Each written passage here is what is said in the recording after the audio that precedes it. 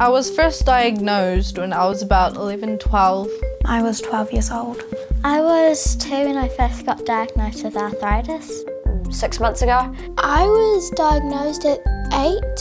I was 8 years old when I was diagnosed with JIA. Juvenile idiopathic arthritis, or JIA for short, is a chronic autoimmune condition in children, and generally what it means is that they get inflammation of their joints, and that's the arthritis.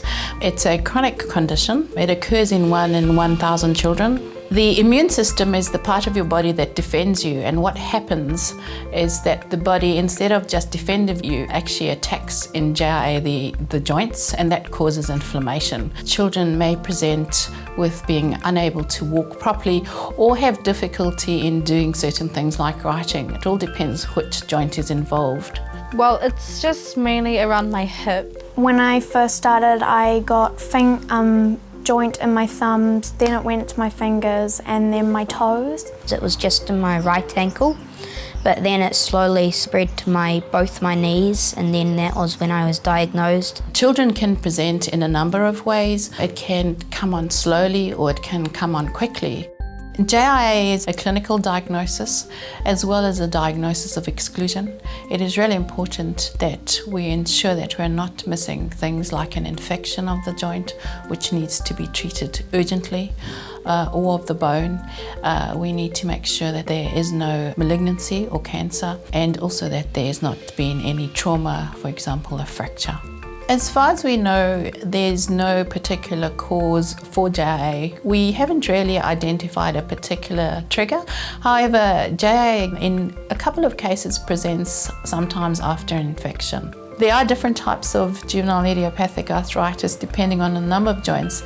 There is another slightly different form known as systemic onset juvenile idiopathic arthritis. These children can present with fever and rash and may not necessarily have joint pain or have swollen joints at presentation. However, it is important to diagnose after having excluded other conditions. Its importance is that if these patients become very active and it's untreated, they can develop uncontrolled inflammation, which can be fatal. JIA is a chronic condition, which means that it continues for a very long time. It's prone to having flares, and the symptoms can change from day to day. Often children can wake up in the morning and feel quite stiff. These children have pain chronically, depending on whether it flares or not, and that will affect how they feel. They may be irritable and very moody, and I suppose the difficult thing is that you can't actually tell who has it. If you've broken your arm or you have a fever, you look sick. Children with JIA don't generally look sick.